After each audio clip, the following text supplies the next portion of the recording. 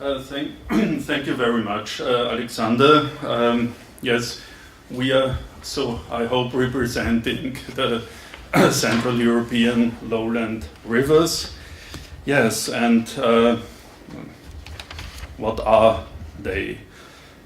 Lowland rivers, yes, situated in low lands, not higher than approximately 300 meters above sea level.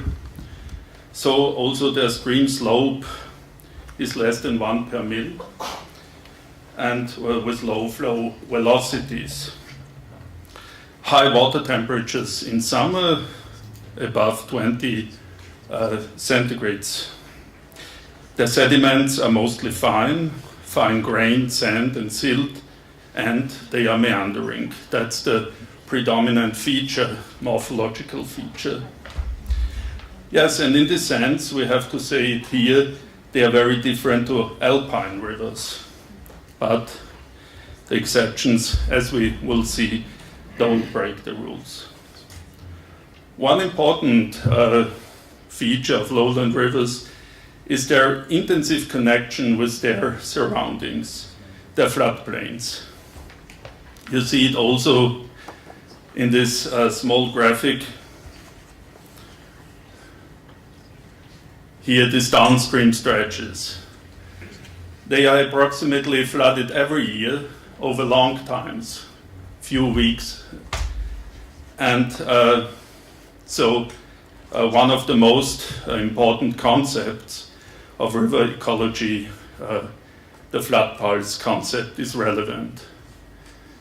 Every planning has to deal with this, the flood pulses, the connections over the floods and channels, the connecting channels, and also by groundwater.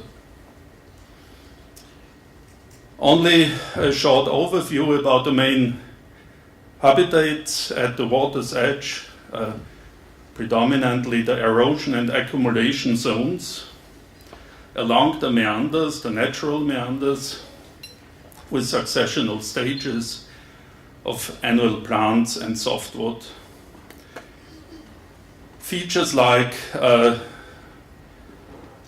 cut banks and point bars, scroll bars along and backwaters with vegetation belts are the main habitats at the water's edge near the flowing lowland river. Yes, and the floodplain, as I've mentioned, shows also a graded parts, remnants of terraces and so, and is mostly covered by hardwood forest communities. But the typical cultural landscapes, the pastures and grasslands, as we'll see, they have dramatically declined, and also the habitats connected with them. Some glimpse of this lowland river habitat here, backwaters with typical polygonal structures in the fine sediment when they are drying, the softwood communities, bushes, and also woods, willow woods. You see the differentiation between these bluffs and the sediment banks and the hardwood forests. This is one of the last virgin forests between Morava and Dia in the upper stretches of the Morava stretch. And the pastures, I mentioned, this cultural landscape is very unique and only represented by few examples. The decline of meadows in the 70s, from beginning of the 70s to now, is up to 19%, 75 to 90% decline of meadows, and also the grazing vanished out the landscape. The last words, but the most important, are the anthropogenic changes, and they are coming mostly from historically regulation measures. And also lowlands show a very a significant incision of the river bed, a deepening also from 2 meters on up to 4 meters and more. The lateral levees, they have been built up and are disconnecting the floodplains from the river, and also irrigation and energy production, as we see in the Diε catchment area. Other ecological problems are coming from land use changes, forestry, agriculture, mostly also regional socioeconomic developments, as we have seen by the pastures. Energy would as one word to this change. Many problems with floods and sediments could be mitigated by restoration measures. There's a need for retention and accumulation zones within the whole river space, especially along lowland rivers. That means we have to widen up the retention zones and enhance the connectivity between the river and their surroundings, their ecological surroundings. Yes, one problem, as we will discuss later, is the restoration of meanders by the reconnection of these oxbow lakes. It's a still unsolved problem, but need further experience and also riverbed restoration plans. I would say we should try an initiating process of meandering. Let the river do the work, let it meander again. But successful examples are very rare. And also there are political obstacles, especially at border-forming rivers. The geographical scope is very interesting. We are here on the fringe of the Pannonian region. We have interesting examples along the Morava and Diä rivers, the river Leita, and very interesting, a near-natural stretch in Hungary, the Raba or Rab River. Yes, important and well-known is the downstream of the Drava or Drau River, also the Sava River, but they are in fact streams, so especially the Sava is a very large example. Maybe there are some examples here in the eastern part of the Carpathian basin, the Mureș or Maros River, also the upper Tisa or Theiss River is very interesting, but not well known, I think. And also interesting, and I will give the word to Mr. Pannonhalmi, the historical flooding areas in the Carpathian basin. It's a very interesting but historical feature. That's what I wanted to say. The example of the Morava or Mach river, we will discuss it extensively further on, and we'll see it tomorrow in the afternoon.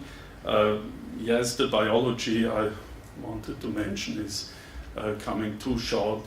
I'm conscious about it, but only some examples what have been investigated along the Morava rivers, the vegetation, fish, birds, the vertebrates, but also the Philopoda, this interesting group, arthropods, amphibians, reptiles, mammals, okay, insects, and so on. But also bryozoa, which haven't been investigated so far. Yes, and please, Mr. Pannonhalmi, go further on. Please come.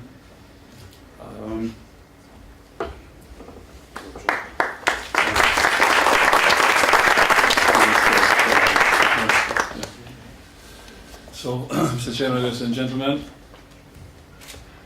Dr. Lazowski asked me to give some introduction, some case studies in the Hungarian rivers, lava rivers, and the Danube floodplain. And I immediately sent him 30 or 40 slides, because it is such a huge area and such a different situation exists in this lowland area along the Rab and along the Szigetköz area, that it is not easy to solve the problem in 4 or 5 years. Nevertheless, I give back immediately that the time schedule is allowed only 4 or 3 years for every restoration works in case studies. Nevertheless, I try to summarize some of the or activity, and I know it will be very hard to understand all the measurements which we have done, but I promise that I will send my slides to the organizers, and perhaps you can see later on in the issue of the ERRC. So the catchment area of the Rab River, you can see a little bit more than 10,000 square kilometer, and it's interesting the difference of the low flow and the high flow. It's 5 cubic meter per second is the low flow, and up to 1,000 cubic meter per second is the highest flow. It's recorded, of course, in the mouth area before the mouth of the Mosonai Danube in the city of Győr. The mean value, which never exists, we know, is about 30 or 40 cubic meter per second in the Rab River mouth. In this area, you can see a real nice meandering part of the river, because the Hungarian stretch of the Rab River can be divided into 2 parts.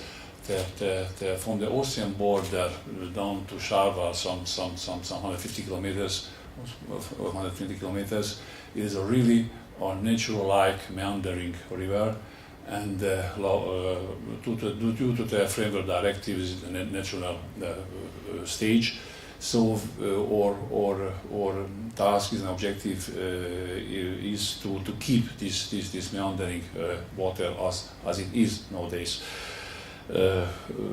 Another stretch is from Sárvár, that means that the lower 80 kilometers is regulated, and between high flood dams flows to the mouth.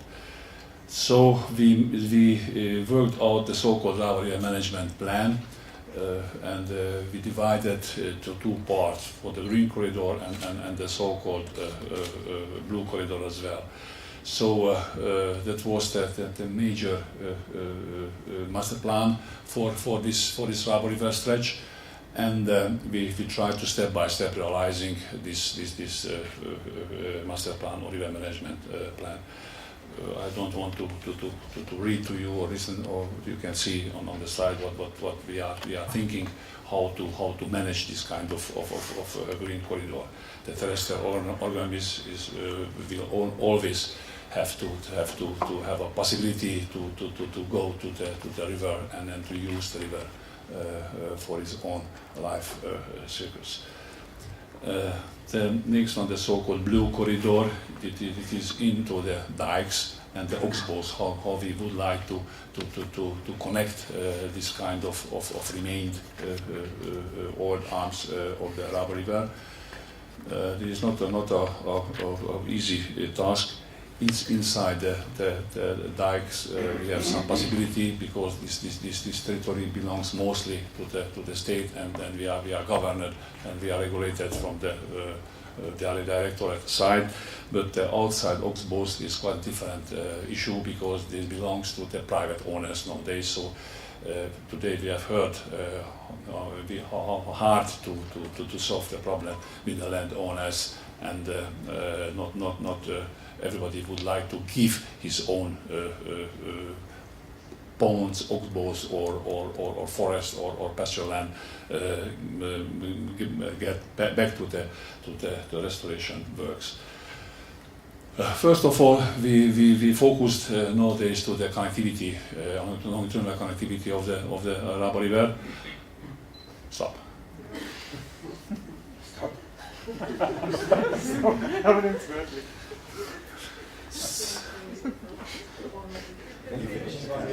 One minute. Okay. So in the Raba River, and only some flash about the Danube situation only, that it was 1992. We have, after diverting the Danube, the river and all arms was empty, massive fish kills, and the next slide you can see, even if we have a high water in the old former Danube, we have not enough water to get water back into the river.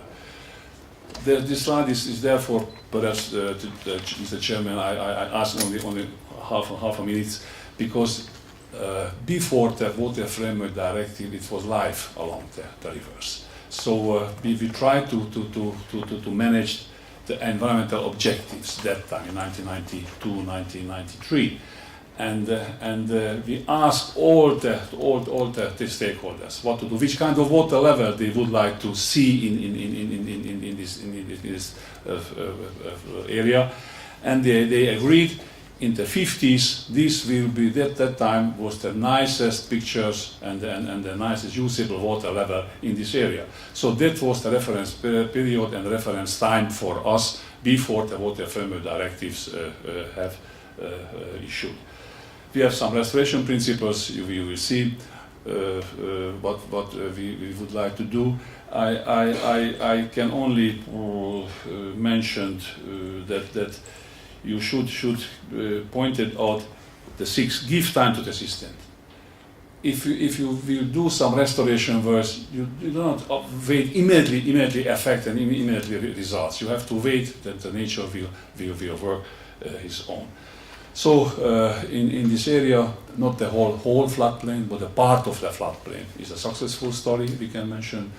You can see pictures before the restoration works and after the restoration works from the same place, so water is there. Today we have heard that if you have no money, we are poor. If you have no water, we are dead. So we have water nowadays in this old river, but even we can manage some artificial floods as well due to the restoration works. Thank you.